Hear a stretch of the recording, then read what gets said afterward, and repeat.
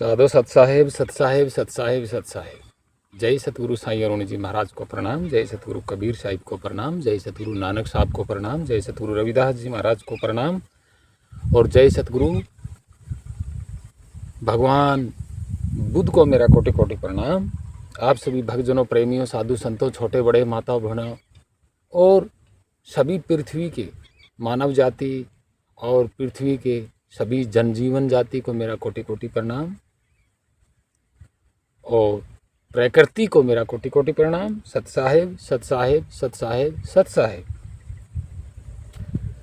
तो भक्तजनों, प्रेमियों, आप लोगों ने पीछे वीडियो तो देखी होंगी कि जो ये नकली धर्म गुरु, ढोंगी, पाखंडी अपने इस भारत में बहुत हैं और उन्होंने अपने अपने तरीके से जो है मन गढ़ंत ग्रंथ सुनाते हैं और कहानियाँ सुनाते हैं, तरह तरह की देवी देवताओं का प्रचलन करते हैं, गुणगान करते हैं। तो यूं लगाओ कि इस देश में 1000 प्रकार के आदमी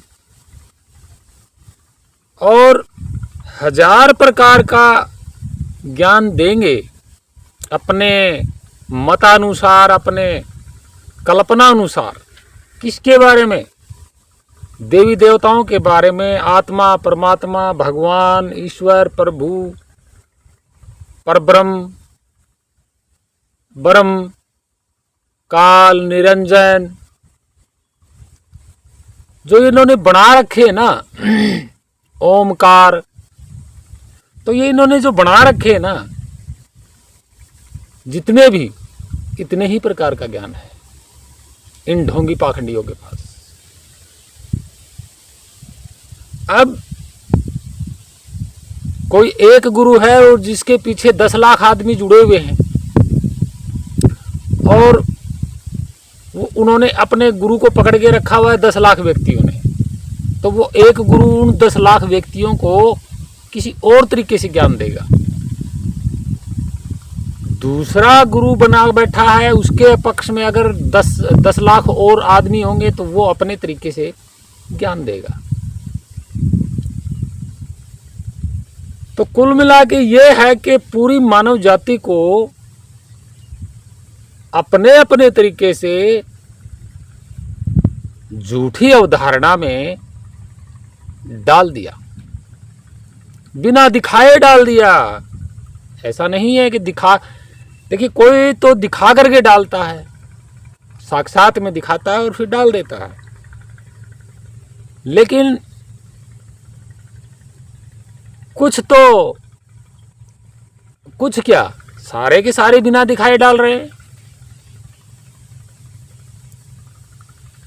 कोई परमात्मा को किसी नाम से प्रचलित कर रहा है, कोई किसी नाम से प्रचलित कर रहा है, कोई किसी नाम से प्रचलित कर रहा है। दिखा कोई नहीं रहा, सबके सब अपने अपने गद्दी को जमाए बैठे हैं। और पढ़े लिखे, विज्ञान को पढ़े लिखे लोग, इतिहास को पढ़े लिखे लोग, न जाने क्या क्या पढ़ाई किए हुए लोग इनके चरणों में माथा टेकते हैं। कौन से ज्ञान के पीछे माथा टेक रहे हैं, समझ में नहीं आ रहा।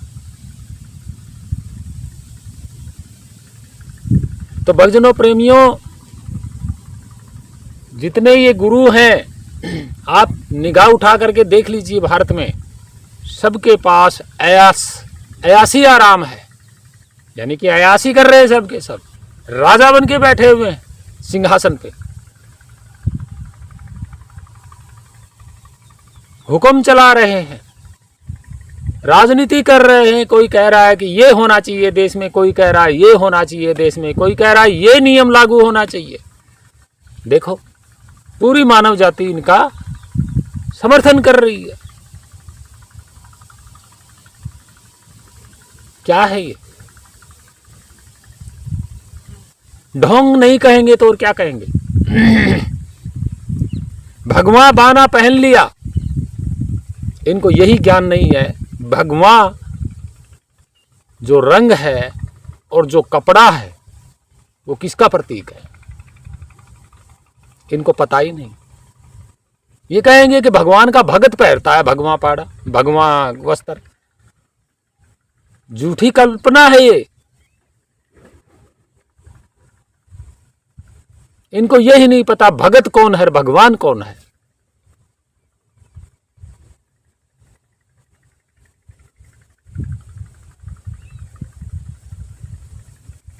तो आप लोग देखते हो तरह तरह के अपने आश्रमों में ये नियम बनाते हैं, वो करते हैं, फलाना करते हैं, ढिमका करते हैं। नियम किस पे बना रहे हैं ये? किस पे बना रहे हैं नियम? शरीर पे तो कोई नियम लागू नहीं है इनका,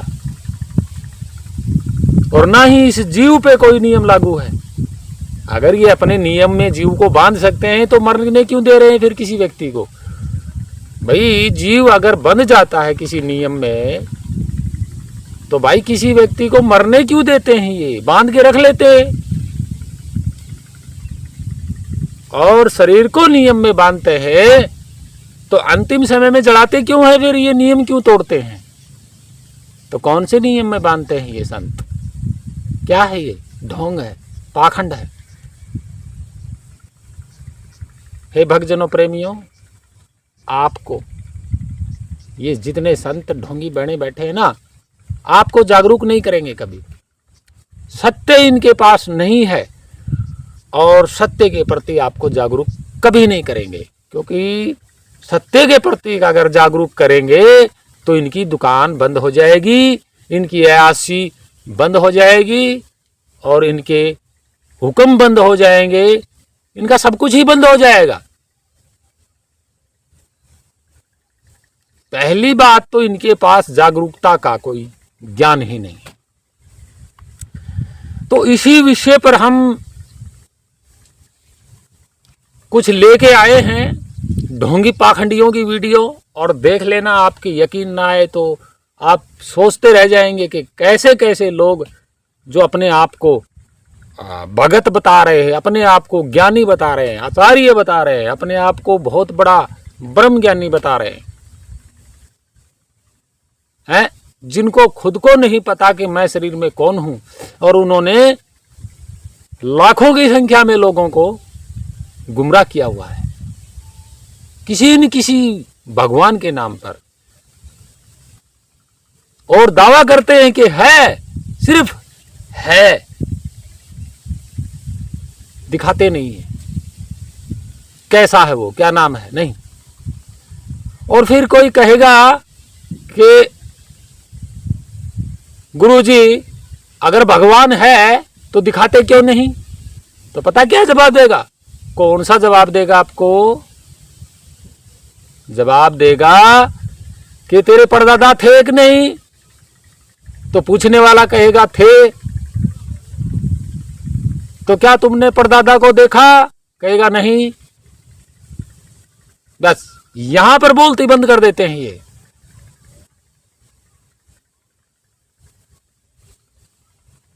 क्योंकि इसके आगे भी एक तर्क है। क्या? कौन सा तर्क? तर्क ये है कि 400 साल पहले मेरे परदादा थे, उस वक्त भी भगवान थे।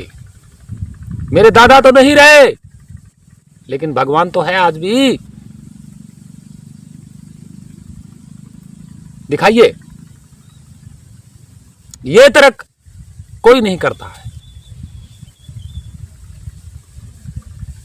तो भक्तजनों प्रेमियों, हम आपको तर्क वितर्क करना सिखा रहे हैं, जागरूक कर रहे हैं। जागिए, कुछ नहीं बिगड़ेगा। किसी ढोंगी पाखंडी की कोई औकात नहीं है जो आप पर हाथ उठाए या आपको कोई गलत जवाब दे।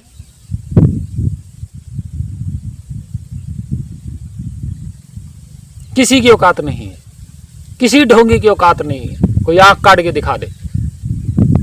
अगर कोई ढोंगी पाखंडी हमारी वीडियो देख रहा है तो हमारे सामने आए और आंख काट के दिखाएं।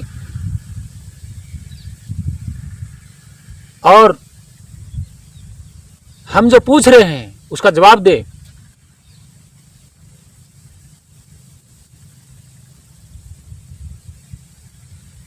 भाई भक्तजनों, जिस दिन आपने तर्क वितर्क करना सीख लिया ना, सारे ढोंगी पाखंडी जीरो हो जाएंगे, जीरो का ज्ञान हो जाएगा इनका, जीरो, एक शब्द भी मुख से नहीं निकलेगा। तो शुरू करेंगे, हम स्टार्ट करेंगे, वीडियो को देखते रहें और इसमें बहुत बढ़िया बात भी बताएंगे हम आपको। और एक छोटा सा मैं आपको बीच में एक नई बात भी बताऊंगा जो शायद आपने कभी सुनी नहीं होगी और ना ही आपके वेदों और शास्त्रों में मिलेगी। पहली बात तो जो जितनी वीडियो हमने आपको बताई हैं, ये बातें आपको शास्त्रों और वेदों पुराणों में कहीं नहीं मिलेगी, मिलेंगी नहीं, ये लिखी हुई नहीं है। तो हम शुरू करते हैं, वीडियो देखते रहना, ध्यान से देखना, ध्यान पूर्वक देखना, और इसमें आप अपने विचारों को, जो भ्रमित विचार हैं, उनको आप खत्म कर देंगे, ऐसा मेरा मानना है।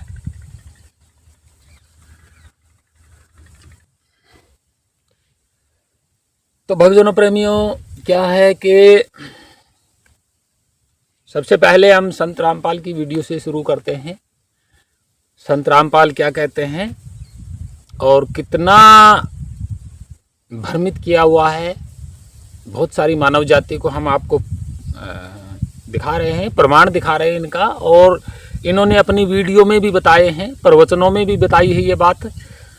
तो हर वीडियो तो नहीं है हमारे पास, लेकिन जो उनका लिखा हुआ है, जो उन्होंने लिखा है, अपना एक अलग से ग्रंथ में लिखा है और कुछ कहानी भी बताई है, वो हम आपको बता देते हैं। सबसे पहले तो आप ये प्रूफ पढ़ के देखिए इसमें क्या लिखा है संत रामपाल ने। हम थोड़ा सा साइड में हो जाते हैं, ये प्रूफ देख लीजिएगा आप कि क्या लिखा है इसमें। इसमें लिखा है कि शेख फरीद साहब के बारे में लिखा है कि शेख फरीद जी ने भी कबीर को अल्लाह माना है और उनसे नाम दीक्षा ली है और वो मुक्त हुए हैं। कबीर जी का नाम लिया हुआ है यहाँ पे, कबीर साहिब का, कबीर परमेश्वर का।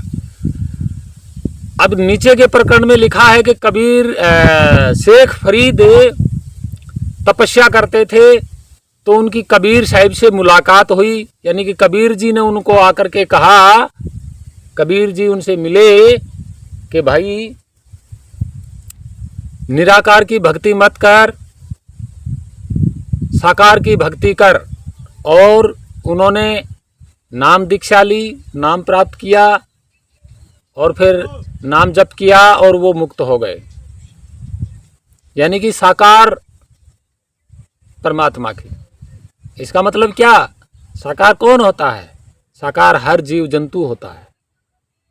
मनुष्य ज़्यादा नहीं है साकार में, या मनुष्य ही है साकार में, नहीं, अन्य प्राणी भी हैं।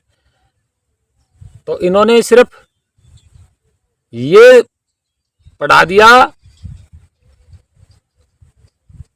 कि जो साकार भगवान है उसकी भक्ति करिएगा।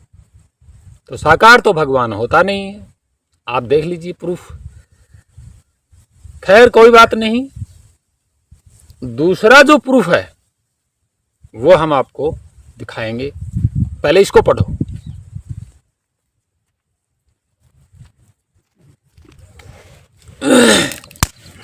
तो भक्तजनों प्रेमियों, हम ही यो देख रहे हो पोस्टर, इसमें पढ़ लो अच्छी तरह से क्या लिखा हुआ है, ठीक है। अब आपको पता ही है कि 1400 ईस्वी में जन्म हुआ है कबीर साहिब का, 1398 में, ठीक है, 1400 ईस्वी लग चुकी थी। अब दूसरी पोस्ट देखिए जरा कि शेख फरीद जी का जन्म कब हुआ था, 1179 में। रहे कब तक? 1266 तक। कबीर जी का जन्म हुआ 1398 में या 1400 में। विद्वानों का कई मत है। आप देख सकते हैं कि शेख फरीद जी पहले हुए हैं और कबीर जी का तो को जन्म भी नहीं हुआ है। यानी कि कबीर जो शरीर है उसका तो जन्म भी नहीं हुआ अभी। तो कबीर जी कहाँ मिल गए आके? इनको कहाँ नाम दे दिया? एडवांस में ही, जन्म होने से पहले ही आ गया, शेख फरीद को मिल गया आगे। कौन सी कहानी पढ़ा रहे हैं? कौन सा ज्ञान दे रहे हैं ये पाखंडी? भक्तजनों प्रेमियों, ऐसा नहीं है, ये झूठ है, 100% झूठ है, 1000% झूठ है। शेख फरीद जी जरूर सूफी संत हुए हैं, लेकिन उन्होंने कबीर जी के बारे में नहीं कहा। और जो कबीर जी के बारे में कहा है, क्योंकि वो अरबी फारसी के सूफी संत थे, इस्लाम के संत थे, तो उन्होंने कहा कबीरन यानी कि सत्य ज्ञान के बारे में कहा है। तो आप देख सकते हैं किस तरीके से ये आप लोगों को भ्रमित कर रहे हैं। आप पढ़ के देख लीजिए अच्छी तरह से।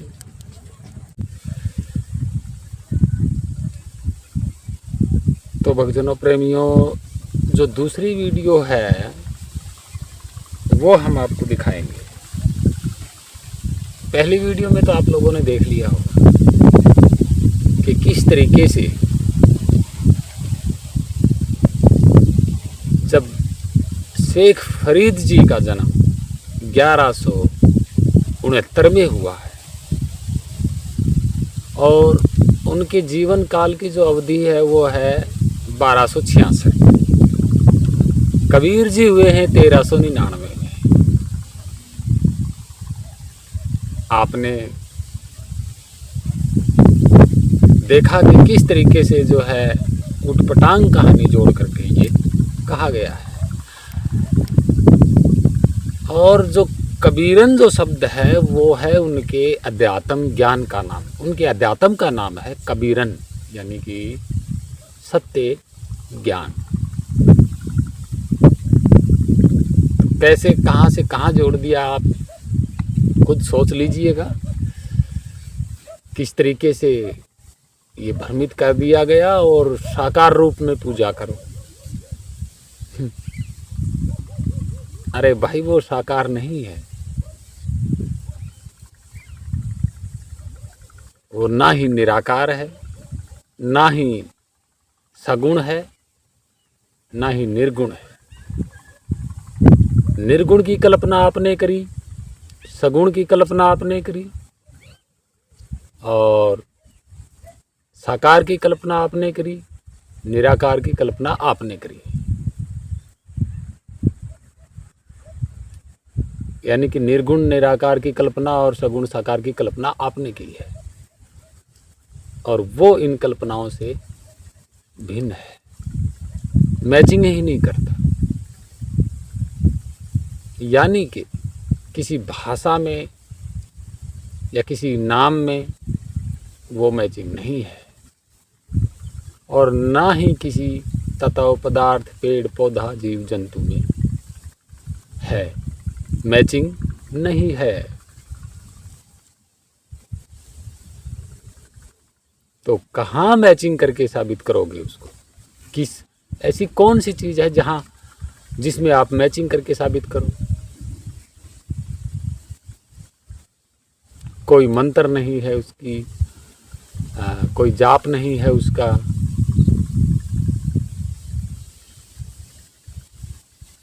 कोई भेष वर्ण नहीं है उसका, कोई रंग रूप नहीं है, आकार प्रकार नहीं है, रेखा नहीं है। जब यही नहीं है तो कुछ भी नहीं है।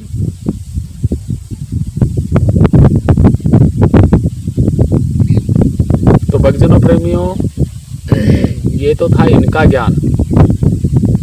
आप देख लीजिएगा, एक वीडियो है इन्हीं के भगत की।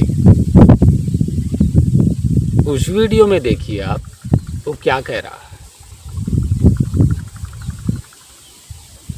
तो उस वीडियो को आप देखिएगा कि ये रामपाल का भक्त शिष्य क्या कह रहा है। तो देखा जाए तो ये रामपाल का ही शिष्य है, रामपाल का ही भक्त है, ना कि ये उसे जो परम, जो मान ले सबसे बड़ा है, मतलब जो चेतन है, उसका भक्त नहीं है, ना ही उसका शिष्य है। ये केवल रामपाल का शिष्य है, रामपाल का भक्त है, उसका भक्त नहीं है। तो ये क्या कह रहा है देख लीजिए। शास्त्र में लिखा है कि पांचों तत्व नष्ट हो जाएंगे। पृथ्वी तत्व को जल तत्व खत्म कर देगा, सारी पृथ्वी पर पानी ही पानी हो जाएगा। उसके बाद 11 सूर्य प्रकट होंगे और इस ब्रह्मांड में से, इस क्षेत्र में, इस जल और पानी को, मिट्टी को, दोनों को फूंक देंगे। उड़ जाएगी, फिर या पवन में समा जाएगी, पवन तत्व ग्रास लेगा।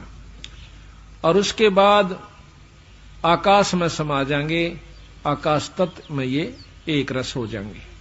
आकाश तत्व को फिर निरंजन ओंकार ये काल ग्रास लेगा। ओंकार निरंजन को अवगत पुरुष यानी पार ब्रह्म ग्रास लेगा और सब जीवों को नारे नारे बीज रूप में धर देगा। यही गरीबदास जी विलास बोध के अंदर आपको न्यारा न्यारा प्रमाण देते हैं, वो अभी सुनाएंगे इसके बाद।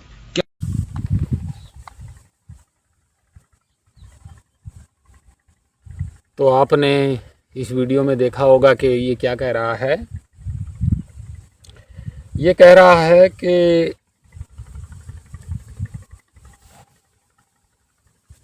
ऐसा शास्त्रों में लिखा है, प्रमाणित करके नहीं दिखाया, शास्त्रों में लिखा है क्या कि 5 तत्व मिट जाएंगे। कैसे मिटेंगे कि पृथ्वी जल में डूब जाएगी, ऐसे कह रहा है। तो इतना सारा जल कहाँ से आएगा जिसमें पृथ्वी डूबेगी? आज तक तो डूबी नहीं। भाई डूबेगी जब कोई चीज हम अगर डुबोएंगे तो जो डूबने वाली चीज है उससे बड़ी हमें वस्तु चाहिए, और वो भी अलग से चाहिए डुबोने के लिए। तो पृथ्वी ऐसे समुद्र में कैसे डूब जाएगी? खुद समुद्र पृथ्वी के ऊपर है, कैसे बढ़ जाएगा जल सत्र? भाई जल सत्र बढ़ेगा एक ही साइड में बढ़ेगा, डूबेगी कैसे जो आज तक नहीं डूबी? अलग से जल आएगा, अलग से कोई समुद्र आएगा, कोई महासमुद्र अलग से आएगा इस पृथ्वी के अलावा, तब तो डूबेगी।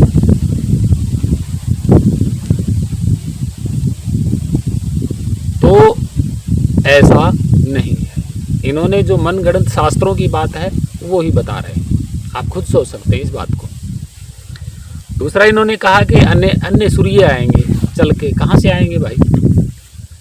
भाई एक सूर्य तो है, अब इतने सारे और सूरज कहाँ से आएंगे चल के? कि इतने सूरज आएंगे और फिर जला देंगे, और फिर वायु में पृथ्वी और जल समा जाएंगे, ग्रास करेगा वायु, फिर वायु को ग्रास करेगा आकाश, आकाश से फिर ये कह रहा है कि ग्रास करेगा निरंजन ओमकार, फिर निरंजन ओमकार को खुद परमेश्वर अविगत ग्रास करेगा, खाएगा वो परमपिता जो ये इन्होंने मान रखा है परमेश्वर अविगत है, क्या वो खा जाएगा इन सभी को? कौन सा ज्ञान पढ़ा रहे हैं शास्त्रों में? और फिर इसका अपना तो कुछ है ही नहीं ना, शास्त्रों को पकड़ के बैठा हुआ है कि शास्त्रों में ऐसा लिखा है। ये प्रचलित प्रचार किसका कर रहा है? उन्हीं मनगढ़ंत कहानियों का, उन्हीं काल्पनिक ज्ञान का, उन्हीं शास्त्रों का प्रचार कर रहा है, प्रचार कर रहा है शास्त्रों। जो मन गढ़ंत हैं। और इससे पूछा जाए शास्त्र कब लिखे गए थे, कब लिखे गए थे? 1800 ईस्वी में, 1700 ईस्वी में। और उनका प्रचार कर रहा है। सतगुरु कबीर साहिब समकालीन तो शास्त्र थे ही नहीं।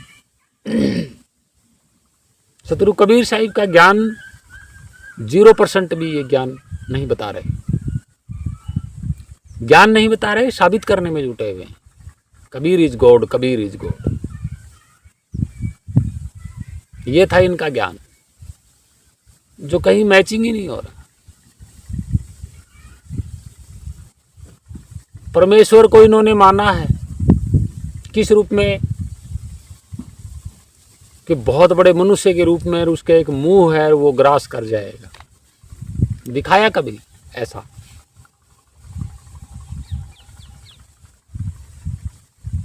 तो ये है इनका शास्त्रों का ज्ञान, और शास्त्रों को पढ़ करके ये बता रहे हैं। कहाँ तक सत्य है ये बात? कहाँ तक सत्य है ये खुद नहीं जानता अपने बारे में। अपने बारे में नहीं जानता है ये, शास्त्रों के बारे में जानता है, अपने शरीर के बारे में भी नहीं जानता। अपने बारे में तो बहुत दूर की बात है, शरीर के बारे में भी नहीं जानता। इसको क्या पता जो इस शरीर को चलाने वाला जो चेतन है वो कौन है? उस अभिगत परमेश्वर को और जो शरीर को चला रहा है उस चेतन को ये अलग अलग मान के बैठा हुआ है, क्योंकि जानता नहीं है इसलिए मान के बैठा हुआ है। इसको पता ही नहीं है। जिसको पता नहीं होता है वो तो मान लेता है ना। तो ये इनका ज्ञान है। अगली वीडियो में देखोगे तो और भी साबित हो जाएगा कि ये पाखंडी किस तरीके से मानव जाति को ठूस ठूस के भ्रमित कर रहे हैं खुलेआम। कोई रोक टोकने वाला नहीं है, कोई तर्क वितर्क करने वाला नहीं है। देख लीजिए आप, मैं आपको दिखा रहा हूँ ये वीडियो। तो इस वीडियो को ध्यान से देखिएगा और फिर आप भी विचार कीजिएगा। ये वीडियो पहले देखें फिर इस पर विचार करें। राधे राधे गुरु जी। जी मैं सिर्फ इतना जानना चाहता हूँ, अल्लाह और भगवान में क्या अंतर है? अल्लाह और भगवान में क्या अंतर है या एक ही है? नहीं, अलग अलग हैं। अलग अलग ये है कि भगवान जो हैं वो 5 अक्षरों से मिलकर बने हैं, भगवान। हम प्रकृति को ही भगवान मानते हैं। भगवान मतलब ब्रह्म, ब्रह्म मतलब ईश्वर, जिन्हें राम और कृष्ण और नारायण कहते हैं। भा मतलब भूमि, गा मतलब गगन, वा मतलब वायु, वा मतलब अग्नि, ना मतलब नीर।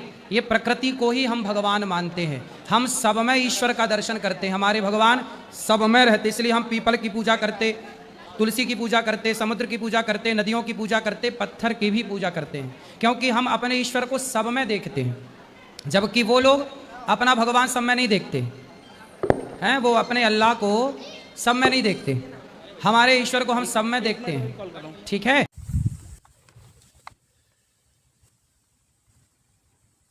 तो आपने ये वीडियो देखी, ये है अनिरुद्धाचार्य की, अनिरुद्धाचार्य की। नाम भी इनके उटपटांग है। तो इसको किसी ने पूछा है कि अल्लाह और भगवान में क्या अंतर है। आपने वीडियो सुनी है, अल्लाह और भगवान में अंतर पूछ रहा है कोई भगत। तो जवाब क्या मिलता है कि अल्लाह में और भगवान में बहुत अंतर है, बहुत अंतर है। भगवान इन्होंने किसको माना है? 5 अक्षरों को। भय से भूमि, गै से गगन, वै से वायु, आ से अग्नि, न से नीर, यही माना है ना। और इसमें नाम गिनाए पेड़ पौधे, जल की और पत्थर की पूजा। तो जीवों की पूजा क्यों नहीं बताई, मनुष्य की पूजा क्यों नहीं बताई? और फिर 5 नाम गिनाए कि ब्रह्म, ईश्वर, राम, कृष्ण, नारायण, 5 नाम गिना दिए इन्होंने। तो बताइए भाई, जल कृष्ण है या 5 तत्वों पे मतलब 5 नामों पे 5 भगवान गिना दिए, तो कौन सा भगवान कौन से तत्व का हुआ? नीर में कौन आता है? नारायण। तो राम में कौन सा तत्व है? अग्नि। यह है इनका ज्ञान। तो जो इनका ये जो ज्ञान है, इन्होंने इस तरीके से बता दिया कि 5 भगवान बता दिए। ये कह रहे हैं अलग अलग हैं। तो भक्तजनों, प्रेमियों, आप लोगों ने इस ज्ञान को सुना तो आपके समझ में यही आया होगा ना कि इन्होंने लास्ट में वीडियो में कहा है कि जो मुस्लिम हैं वो हर किसी में अल्लाह को नहीं देखते। यहाँ सबसे बड़ा जो भ्रम पैदा हुआ है वो 5 प्रकार के भगवान और मानवता के साथ भेद, मानवता के साथ भेद। इसने ये क्यों नहीं कहा कि जो इन्होंने वर्ण व्यवस्था की है, आचार्यों ने मनुष्यों को 4 भागों में बांटा है, तो इन्होंने ये क्यों नहीं कहा कि हम हर मनुष्य में अपने ईश्वर को देखते हैं? ये क्यों नहीं कहा?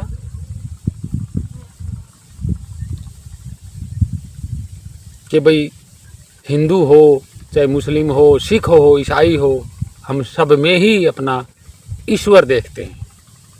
अगर ये आचार्य ये बात बोल देता तो शायद ही मुस्लिम धर्म का व्यक्ति हिंदू धर्म का विरोध नहीं करेगा। और इन्होंने वो बात कह दी कि जिससे मुस्लिम धर्म का जो व्यक्ति है, जिन्होंने जो अल्लाह को मानते हैं, जानते तो वो भी नहीं है, मानते ही है। अब उनके दिलों पे क्या असर पड़ेगा कि खुद सोच सकते हैं। भाई मानवता में भेद जगाने वाले तो यही है, दूसरा कौन है यहाँ पे? मैंने तो कभी कहा नहीं।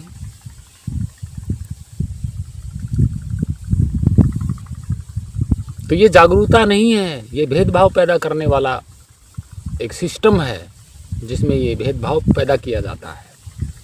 5 प्रकार के अगर भगवान हैं तो इस जीव को कहाँ से लेके आए, इस चेतना को कहाँ से लेके आए जो इस शरीर को चला रही है? ये भगवान कहाँ से लेके आए?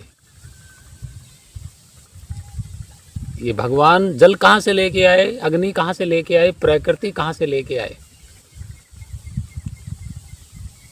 कौन से भगवान ने बनाया ये सिस्टम? राम ने बनाया या नारायण ने बनाया या विष्णु ने या ईश्वर ने या ब्रह्म ने? वो एक कह रहा था कि ब्रह्म कोई और है, ये कह रहा है कि प्रकृति ब्रह्म है।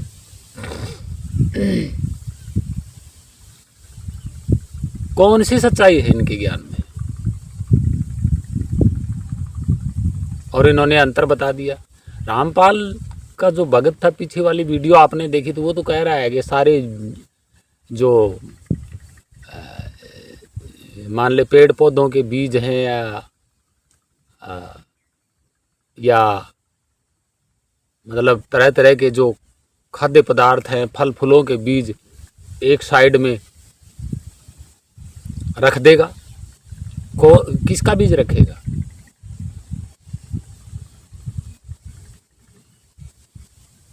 इन्होंने तो बीज समझ लिया जैसे पृथ्वी पर बीज होता है। अरे बीज को सक्सेसफुल होने में किसका हाथ है? प्रकृति का हाथ है। और जो पेड़ पौधा है वो जिंदा किसके कारण रहता है वो बताइए। देखो किस तरीके से इन्होंने इस ज्ञान को घड़ दिया और परोस दिया। ऐसे ही परोस दिया कि एक एक बीज को अलग करेगा अपने। भाई कोई चीज़ को हम अलग करेंगे तो हाथों से करेंगे ना।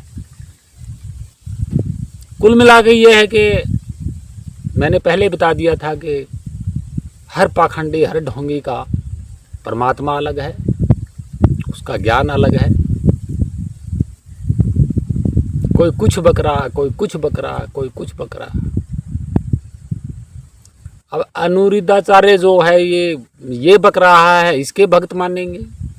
संत रामपाल ढोंगी बक रहा है, ये उसके भक्त मानेंगे।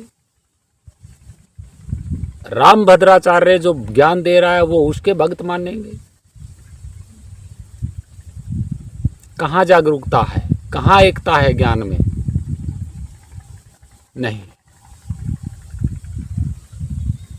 ये मूर्ख अज्ञानी ये नहीं जानते कि जो मुस्लिम शरीर को चला रहा है वही चलाने वाला इन हिंदू धर्म के ढोंगियों के शरीर को भी चला रहा है। इस बात को ये जानते नहीं, जानते होते तो मान लेते और भेदभाव पैदा ना करते और सबका ज्ञान एक होता।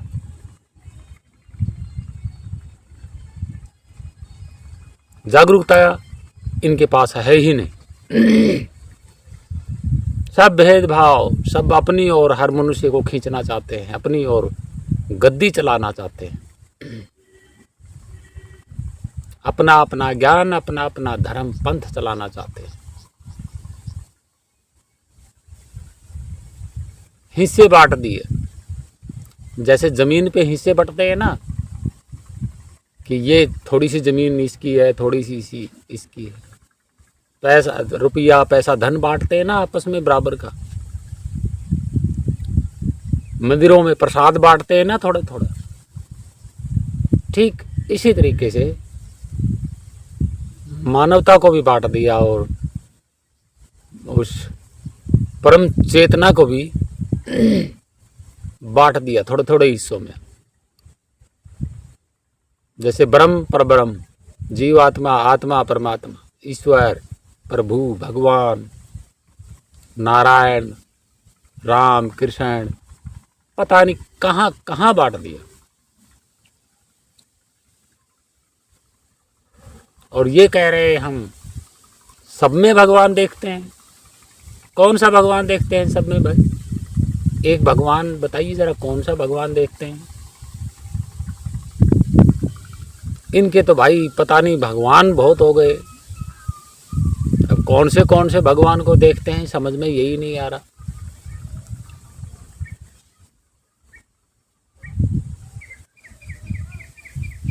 भेदभाव के अलावा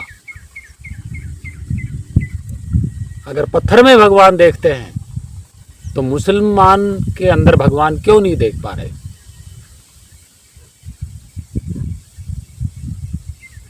क्यों नहीं देख पा रहे? और कहाँ देखा पत्थर में?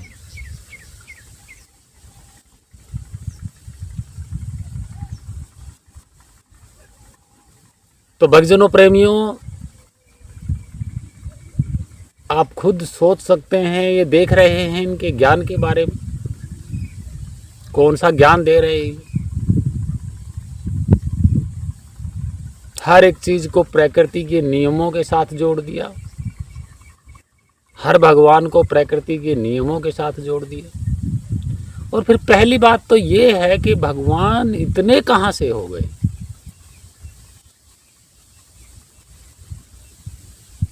कहाँ से हो गए इतने भगवान?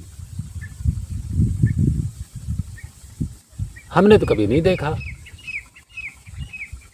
और है भी नहीं, इतने सारे भगवान नहीं हैं और ना ही कभी देखा और नहीं कोई भविष्य में इतने सारे भगवान देख पाएगा। इनको यही नहीं पता कि भगवान शब्द कहाँ से आया।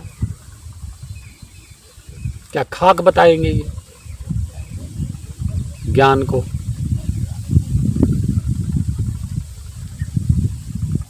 भेदभाव है, ये राजनीति है, ये हर मनुष्य को अंदर एक दूसरे का भेदभाव पैदा करने वाला ज्ञान है। और इस ज्ञान को जो मानता है वो मूर्ख है।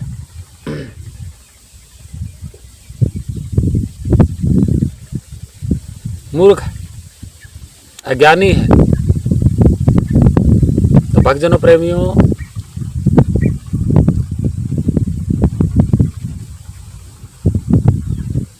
अगर आपको थोड़ी सी भी समझदारी है, थोड़ा सा भी विवेक है, तो इनकी वीडियो पे विचार जरूर करना और फिर सोचना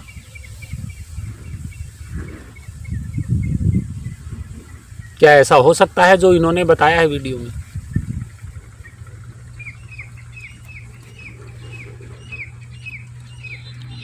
तो भक्तजनों प्रेमियों, ये था इनका ज्ञान। और अब थोड़ा सा बता देते हैं। जो बात हम आपको छोटी सी बताना चाह रहे थे वो ये है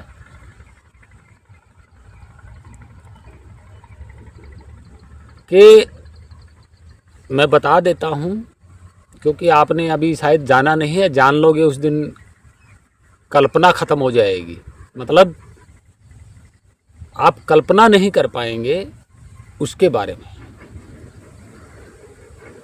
ना रंग के बारे में, ना रूप के बारे में, ना उसके स्वरूप के बारे में, ना उसके नाम के बारे में। आप कल्पना इसलिए नहीं कर पाएंगे क्योंकि कल्पना हम अगर करते हैं तो कल्पना किसी वस्तु की करते हैं। कैसे करते हैं मैं बताता हूँ। जैसे आपने ये गेहूं का पत्ता देख लिया, ठीक है, अब आप इस पे कल्पना कर सकते हैं। देख लिया आपने, हाथ में ले लिया पूरी तरह से। कल्पना आप इसलिए कर सकते हैं कि ये पत्ता कैसे बना होगा, कैसे बढ़ा होगा, किस तरीके से बन गया, कितना सुंदर हरा रंग है इसका। ये होती है कल्पना, देख करके, किसी वस्तु को देख करके। गुलाब के फूल की आप कल्पना कर सकते हो कि कितना सुंदर है, कितना छोटा सा है। आकाश में कोई छोटी चीज देखोगे तो कल्पना कर सकते हो कि कितनी छोटी सी चीज है। आकाश को, आप नीले आकाश को पृथ्वी के चारों ओर देख रहे हो ऊपर, इसकी भी आप कल्पना कर सकते हो क्योंकि ये दिखाई दे रहा है। तो आप कल्पना करोगे कि ये कितना बड़ा है। देखा है तभी तो कल्पना की है। लेकिन वो तो देखने में भी नहीं आता, तो कल्पना कैसे करोगे उसके बारे में, कैसा है वो। सवाल तो ये है ना, कल्पना कैसे करोगे जब आप उसका रंग नहीं देख पा रहे, रूप नहीं देख पा रहे, आकार प्रकार नहीं देख पा रहे, उसकी सूरत शकल नहीं देख पा रहे, कल्पना कैसे करोगे। और इन्होंने तो उसके गुणों का वर्णन कर दिया कल्पना के अनुसार। संत रामपाल किसी से तो कह रहे हैं कि उन्होंने तो आदमी समझ के रखा हुआ है कि पूरी पृथ्वी को ही, मतलब पूरे प्रकृति को ही ग्रास बना लेगा।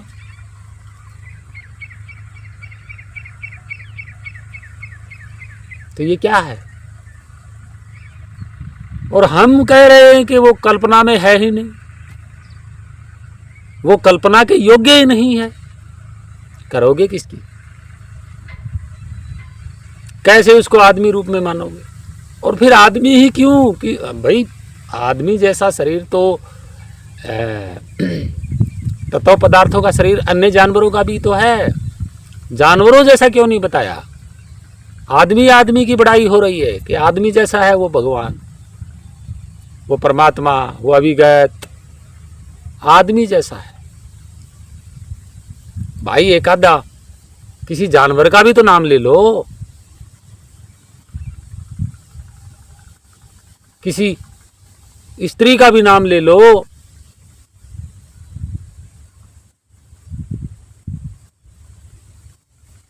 तो भक्तजनों प्रेमियों इन्होंने कैसे कह दिया कि वो नारी भी है और पुरुष भी है। कैसे कह दिया, कैसे कह दिया कि वो बदलता है, आता है, जाता है, या वो कोई चीज खाता भी है।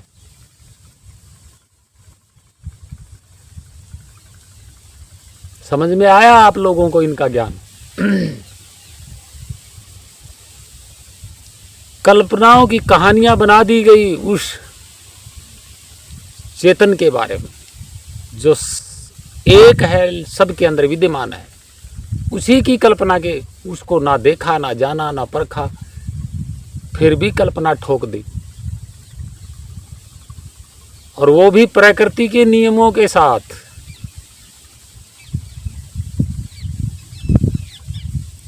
अब जितने अंध भक्त हैं सारे कल्पना में खोए रहते हैं।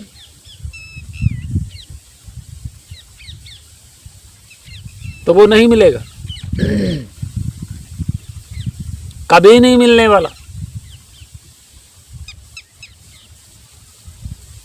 भाई उसका कोई नाम ही नहीं है तो नाम किसका जप रहे हो? पहले किसी चीज को देखोगे, ये देखा तभी तो नाम रखोगे, और फिर ये चीज दुनिया को भी दिखा सकते हो कि ये देखो ये रही और ये इसका नाम है, और फलानी जगह पे है, एड्रेस भी बताओगे, जहां देखोगे वहां एड्रेस भी बताओगे। और भी ये कह रहे हैं कि परमात्मा सतलोक में बैठा है, जैसे मैं खेत में बैठा हुआ हूं, आप लोगों को दिख रहा है। तो भाई ये खेत बड़ा है या मैं बड़ा हूं? सोचिए जरा।